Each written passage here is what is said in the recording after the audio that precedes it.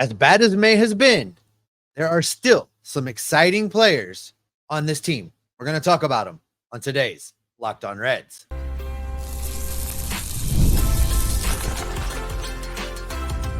You are Locked On Reds, your daily Cincinnati Reds podcast, part of the Locked On Podcast Network, your team every day.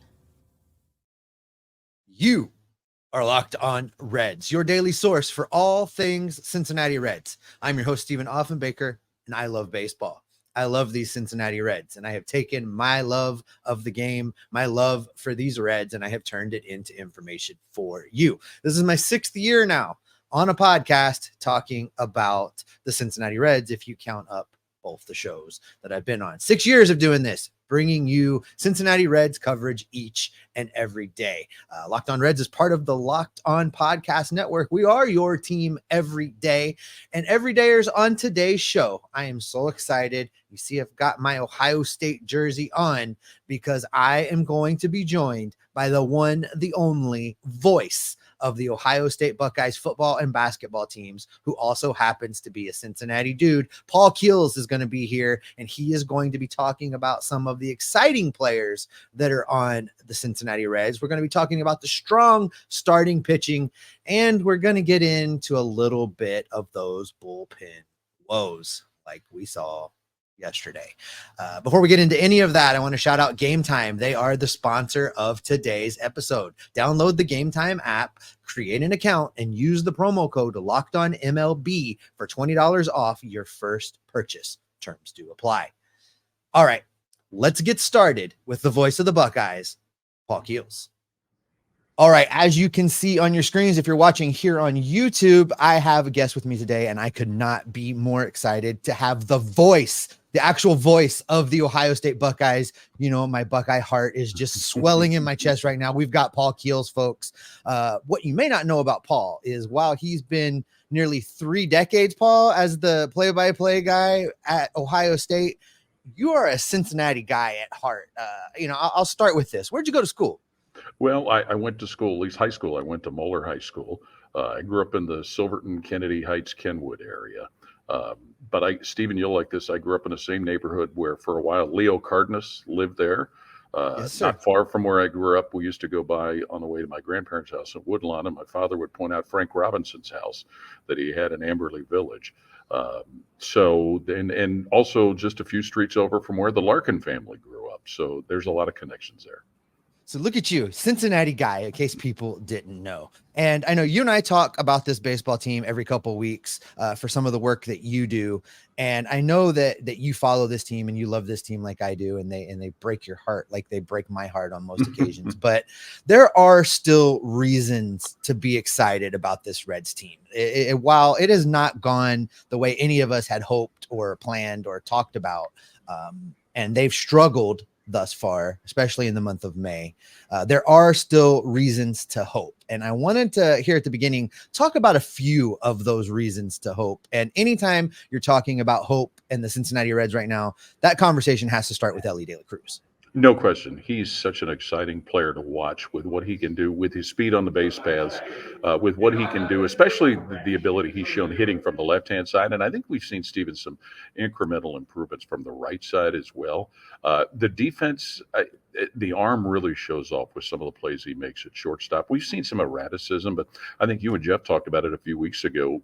Early on in Barry Larkin's career, you could see some of that. Mm-hmm. So he's a guy that just, anytime he's on the field, whether it's on defense or at the plate or on the base paths, there's just a feeling that something exciting is going to happen.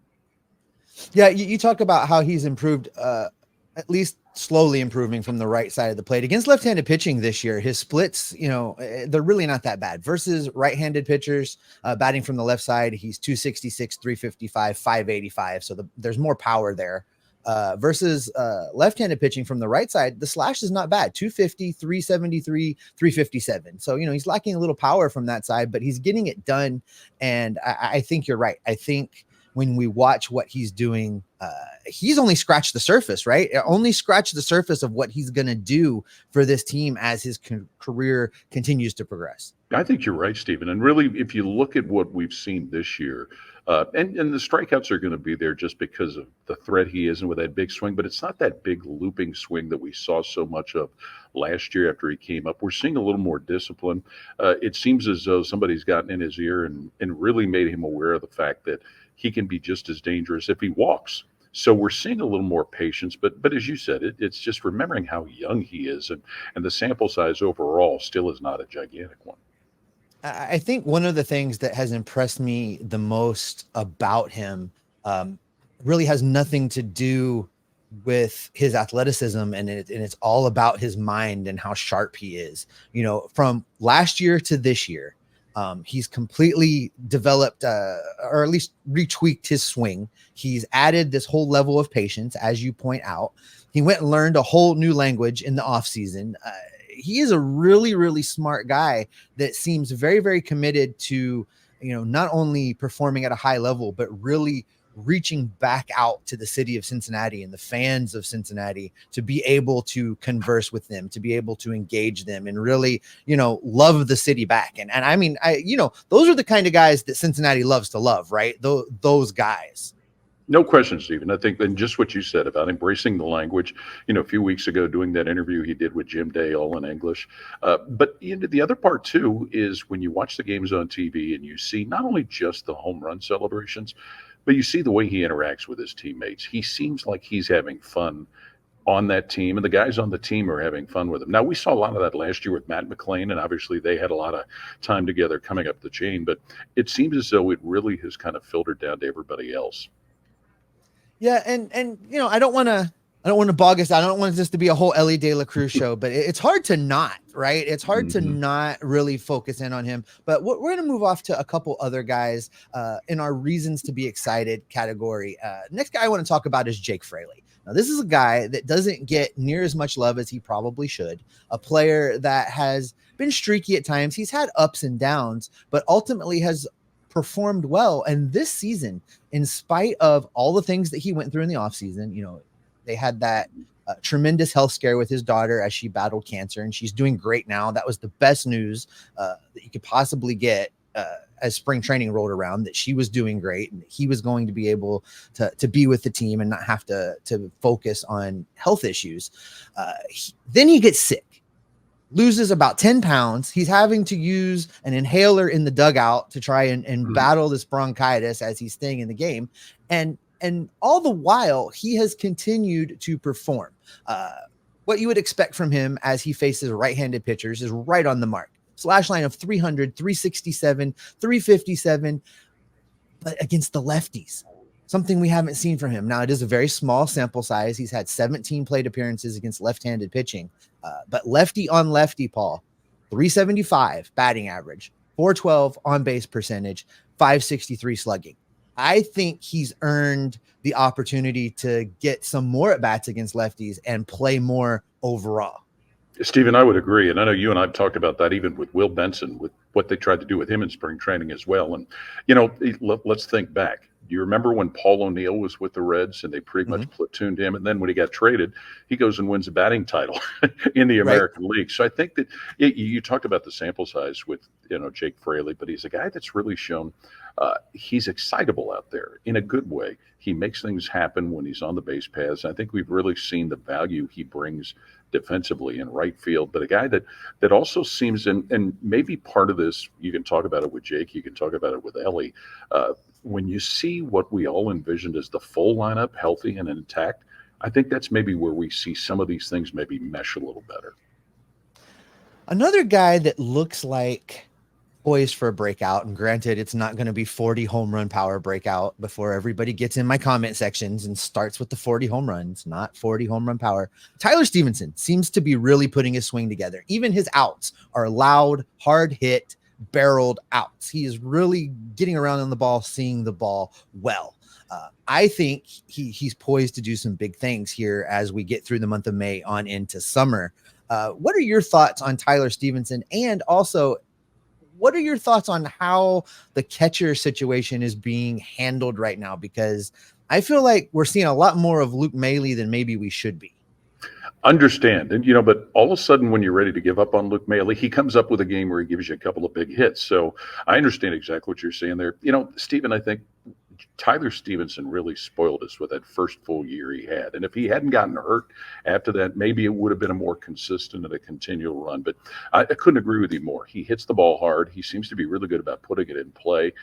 He shows the kind of power that, let's say 30 home runs. He could probably be around that range on an average. But a guy that really seems to be, excuse me, somebody that at least the opposing team has to be aware of where he is in the batting order, who's around him. Dusty was always good about this righty-lefty thing. That's where Tyler Stevenson maybe comes into play a little bit. But he's a guy that his contact and being able to put the ball in play is what makes him a threat. Coming up, Hunter Greene has looked very, very good in his last several starts. And Paul and I are going to discuss just how good Hunter has been and how excited we are about the potential of the entire starting rotation. We've got that for you coming up next. Today's episode is brought to you by Game Time. Download the Game Time app today. Jeff has told you this. I have told you this. We use the Game Time app all the time to go to Reds games. I have used it to go to Bengals games. The NFL schedule came out yesterday. If you want to get your Bengals tickets, you can use the Game Time app. Game Time is great. They give you all in pricing. You can know exactly what you're going to pay before you ever get to the checkout screen. If you're wondering about the event, the venue that you're going to go to, if you've never been there before, they give you the view from your seat. So you know exactly what you're getting. You won't show up there and end up behind a pole or obstructed view. You'll know exactly what you're getting when you purchase on Game Time. And as I said, they give you that all-in pricing for dramatically reduced pricing. Oftentimes, you're going to get into the game, the concert, the event that you want to see, and you're going to get in there for much less than what everybody else paid. So just download the Game Time app. Use the promo code LOCKEDONMLB. And on top of the savings that you're already going to get because the prices are cheaper, you're going to get an extra $20 off your first purchase. Just download the Game Time app. Use the promo code LOCKEDONMLB for $20 off your first purchase.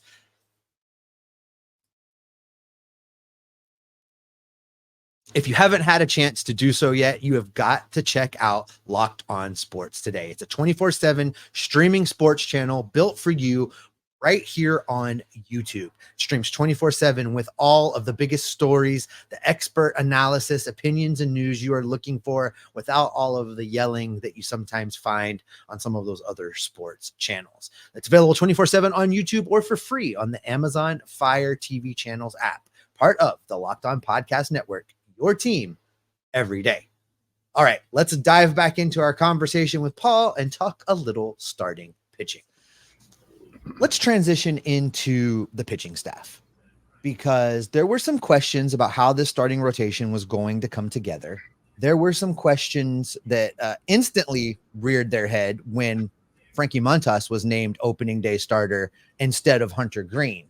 And Hunter Greene didn't necessarily get off to the best start, but in his last 5 starts, he's gone 7 innings in 3 of those starts. He's become much more pitch efficient. He has been able to take a lot of the pressure off of the bullpen, which we'll get into later. And he has really started to show the talent, the upside, the potential that we've all said he's had since the day that he became a member of the Cincinnati Reds organization. Talk to me a little bit about what you're seeing as you watch Hunter Greene over his last, say, 5 or 6 starts. He's a guy that certainly seems to be aggressive with how he approaches the opposing batting order, a guy that comes after batters. And, I know the other week I had a buddy of mine in Cincinnati who texted me about the pitch he made that went to the backstop. But, he's a guy that, especially the first time or two through the order, he shows you where he can really be so efficient against the opposing hitters. Now, maybe the next step is to get through that third time through the order to see where he can continue to do that and help the bullpen a little bit. But he's a guy that, sometimes, Stephen, we forget how young they are. They're not guys that have been pitching 6, 7, 8 years, but he's a guy that really has shown in some doses the ability to be a very successful and a very efficient pitcher and a guy that really can have an influence. But I think everybody would like to see, not only just with Hunter, but everybody else, get a few more innings out of these starters. Yeah, I think one of the things that I've seen an improvement from him in over his last several starts is not issuing free passes, limiting the walks, Mhm. right?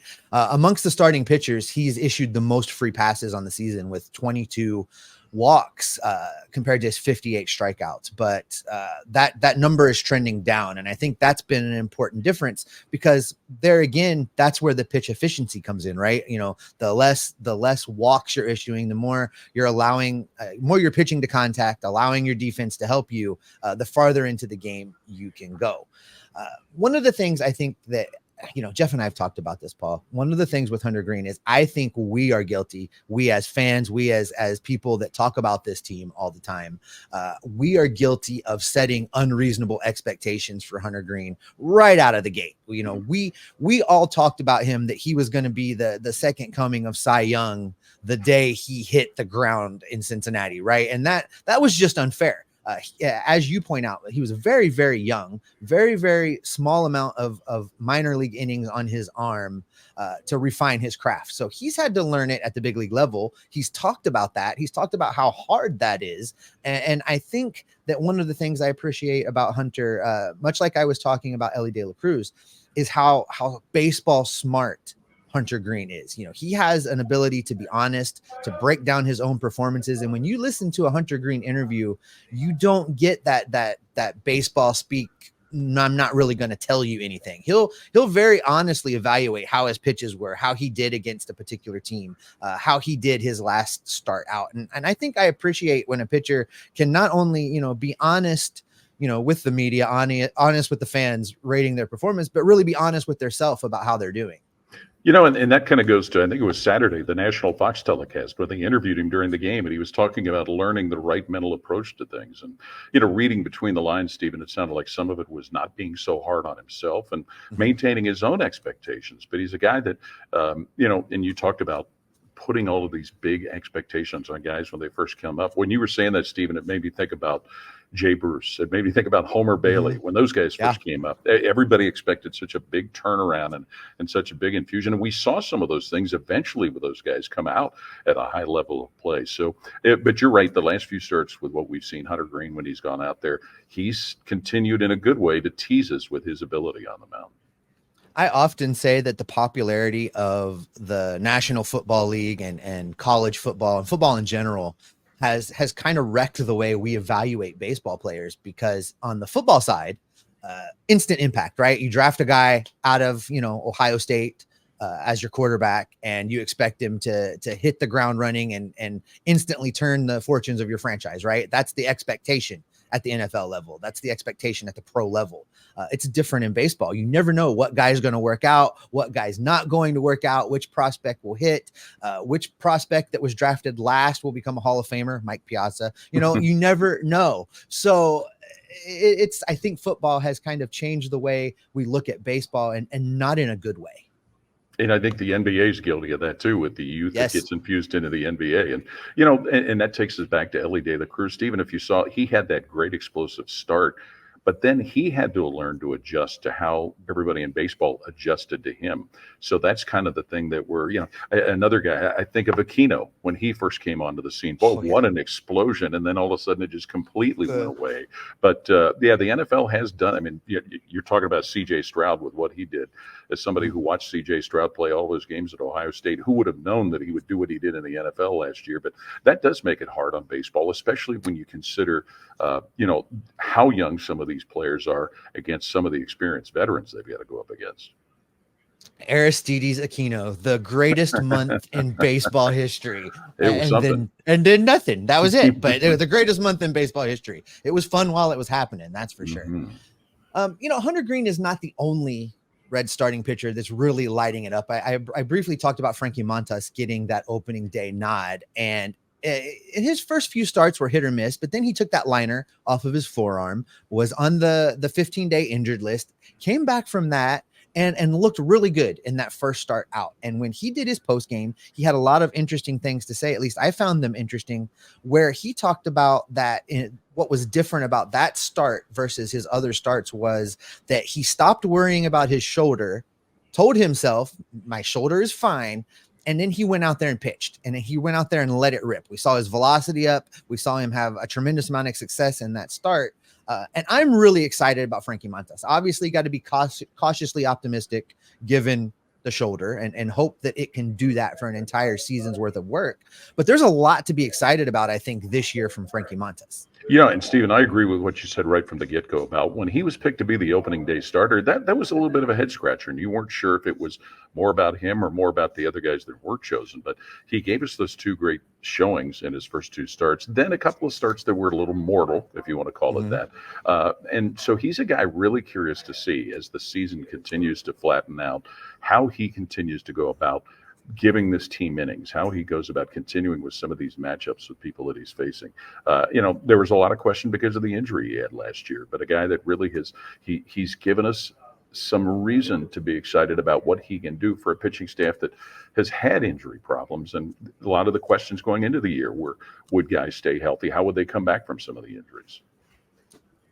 Another guy in this rotation that I'm just really, really high on, he might be my favorite guy in this rotation just by how incredibly difficult he is to hit when he's on. And that's Nick Lodolo. Now, I don't know if you saw the news that came out yesterday as this airs, that Nick Lodolo was placed on the 15-day injured list again with a strained groin this time.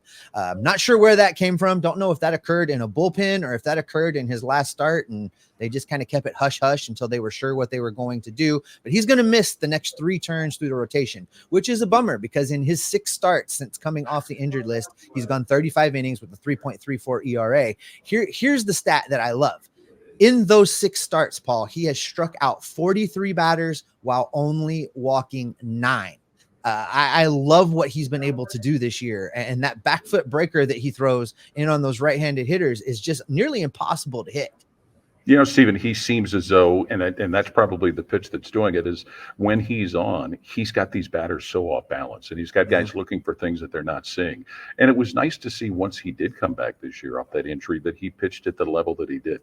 So unfortunate because this is a guy that's had to deal with this, not being in the lineup, not being able to play.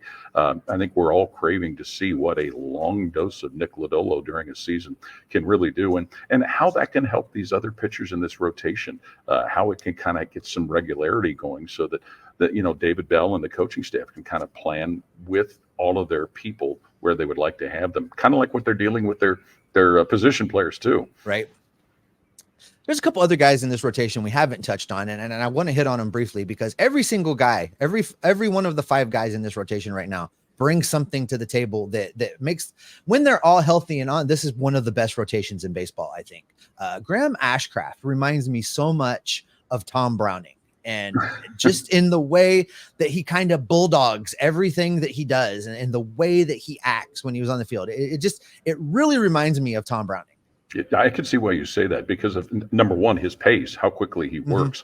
The pitch count, the pitch clock doesn't seem to really have affected him with how he's gone about it. But he's just one of those guys that you get the feeling watching games on TV, listening to him on the radio, he's the kind of a pitcher, much like Tom Browning was, that the players in the field enjoy playing behind. They know he's going to be on point. They know he's going to be aggressive. He seems to have a really good wavelength with the catchers, with their communication and what they want to do. But when you started leading into all of that, I had a feeling you were going to talk about Graham Ashcraft, just because he's a guy that there's so much flash and sizzle when you think about Hunter Greene and Nick Lodolo. Graham Ashcraft's kind of that lunch pail type of guy that just seems to be consistently approaching the game the same way. And then the last guy we haven't really talked about pitched yesterday in Arizona. That is Andrew Abbott. And he's kind of, if you ever were going to label a guy big country, it's Andrew Abbott. That's how he just you kind of feel about him, big old country boy that's just going to come in there and get it done. A lot like Jeff Brantley back in the day. Andrew Abbott, I think, is a bit of a wild card because he seemed to be the guy that maybe we're underappreciating a little bit. There was a lot of talk early on that maybe he would get sent down and start the season in AAA to make room for one of the other guys.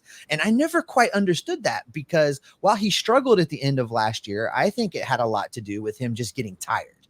They asked more of him and his arm last year than he had ever done in his professional career. And that's probably the key thing to watch this year. I would think. I'm interested in your opinion on it. How much does he have in the tank for how long? Because he clearly ran out of gas and was not good when he did. But he's kind of picked up where he left off of being good Andrew Abbott for the most part this year. I think so. You mean the young version of Ron Howard with a mustache? Does he not remind you? Yes. You see him out there? Yeah, and he's baseball Opie. He is. But he did run out of gas at the end of last year. But he showed us so much when he first got there and what he started to do. He's a guy that, in a different way than Graham Ashcraft or did a little different from Nick Lodolo also, he has that ability, it seems, to get those batters kind of rocking back and forth and being a little off balance. A guy that just really anxious to see more of him, to see how he can continue to refine his skills, because he's a guy that last year showed us that. And boy, they really had to lean on him late in the season, and you could see the wear and tear had an effect on him. While the starting pitching has been great, the bullpen has let the Reds down on multiple occasions, including last night. Coming up, Paul and I will dig into that bullpen, and we'll wrap up our conversation talking about what we think the good, the bad, and the ugly, to continue our theme from our talk with Sadak, what the good, the bad, and the ugly with the Reds bullpen is. We've got that for you coming up next. Today's episode is brought to you by FanDuel. It's winner take all time in the NBA and the NHL, and FanDuel is giving you a shot to bring home a big win of your own. Right now, new customers get $150 in bonus bets back with any winning $5 bet. That's $150 back if you play on the spreads, the money lines, player props, so much more. If your bet hits, you're going to get $150 back in bonus bets. Jeff has been building some very fun parlays using Elly De La Cruz stats. That's something you can do. Just a $5 bet to get you $150 back in bonus bets. Just visit FanDuel.com/locked-on to make every playoff shot count. FanDuel is an easy to use app. You can get your bets placed in just seconds and be on your way to enjoying all the action at FanDuel, America's #1 sportsbook. You can catch every pitch of the Reds' hometown broadcast with SiriusXM. All you got to do is download the SXM app and search the word Reds. Also, if you haven't done so, check us out over on our Discord server. The link for that is down in the comment section. Just click on that link. Come join us. We're talking Reds baseball in between episodes over there, and we want to talk baseball with you. So come join us on the Discord server today. All right, let's dive back in and finish up our talk with Buckeye broadcaster Paul Keels. All right, Paul, as good as the starting pitching has been, as solid as the rotation has been, as exciting as the rotation has been, the bullpen was supposed to be the area of the pitching staff that made the biggest jump, because that's where the Reds focused. They went out and got multiple guys to strengthen this bullpen, to make it be a strength, to replenish it after it was abused in 2023. Mm-hmm. Hasn't quite worked out that way. And there's a couple guys that I'm starting to be a little bit concerned about. And I'm hoping you can maybe talk me back off the ledge a little bit, because I am very worried about what we've seen so far from Alexis Diaz and from Lucas Sims, who were kind of looked at coming into this, obviously with Alexis Diaz, closer 1A. This is the guy that's going to come in and shut things down. And Lucas Sims looked at as the setup guy to get you to Alexis Diaz. And right now, it's really hard to rely on either one of these guys. Yeah, I think that's what's translated into the difficulty in the close games and the one-run games that the Reds have had issues with. Diaz has certainly shown the ability that he can pitch at and what he can do late in a baseball game. You'd like for him, and I think we've seen, because of the way some of these games have gone, Stephen, there's been those stretches where he hasn't pitched, maybe in 3 or 4. I think at one point it was a 5-day stretch where he hadn't pitched because the Reds had some of the problems scoring runs and being in some of those baseball games. He's one I worry less about. I understand why you're concerned about it. Sims is a guy that, that one I think there certainly is some concern, because more was expected out of Lucas Sims. But on the upside of all of it, and you and I have talked about it, as well as having talked with Jeff about it, boy, what Fernando Cruz has done is a guy that really has kind of helped Band-Aid that all together right now. But those two, that is a concern, especially if the starters can't continue to give the Reds the kind of innings that we'd all like to see.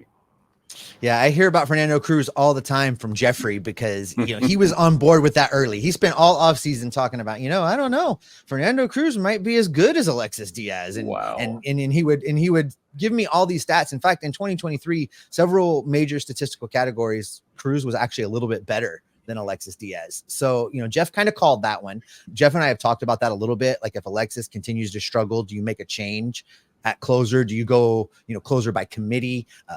Or do you give Alexis Diaz more time? I talked with John Sadak yesterday, and one of the things he said is he doesn't think it's fair to evaluate Alexis Diaz until we actually let him be the closer and get him into save situations on a regular basis. I know Alexis went a 10-day period without pitching, a stretch there, because the Reds just weren't in any save situations at all. And I think John may have been onto something about getting him regular work.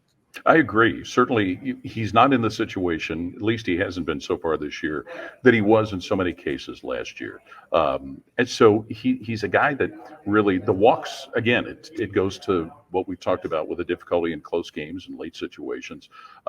But if also Fernando Cruz is a guy that selectively, occasionally, can be put in there to close. If we get into a stretch, Stephen, where Diaz is used as much as he was last year, maybe that can kind of help bridge a gap a little bit to avoid some of the wear and tear. Really, in the last couple of years, we've seen this bullpen have to go through.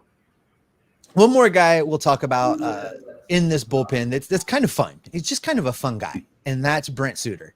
Cincinnati guy. It's a great story. It's great to have him in Cincinnati. He's a lot of fun, just absent the baseball, to listen to him talk, to the interviews that he does. He's kind of a character.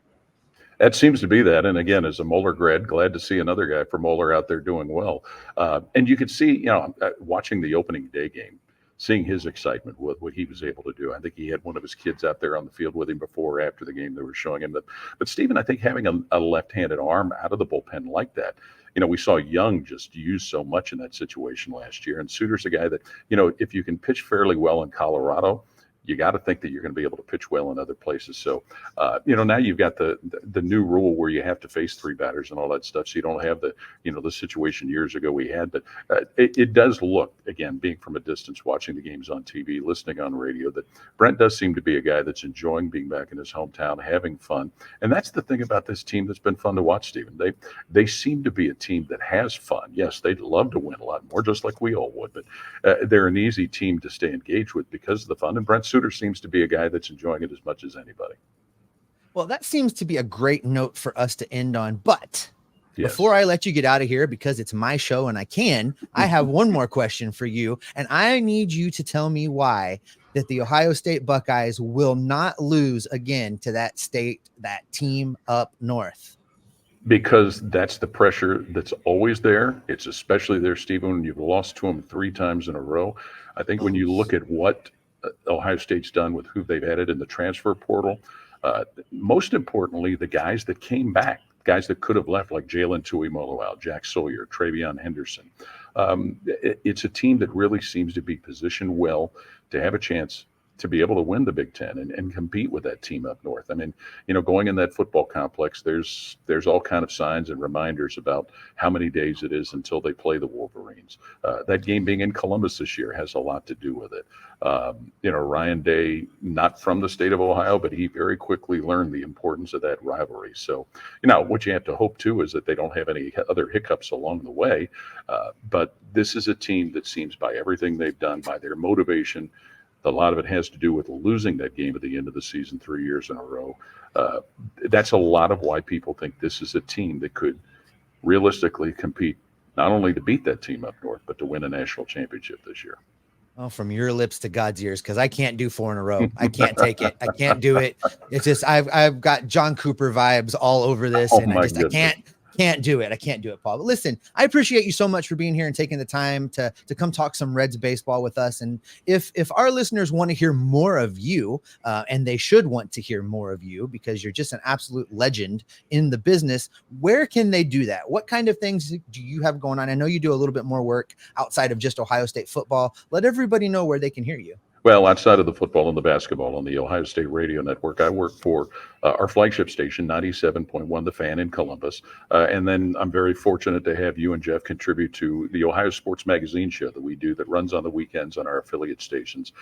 So that's usually where I pop up. If you're coming through Columbus or you get on the Ohio News Network, you never know where you'll hear this squeaky, scratchy voice coming up.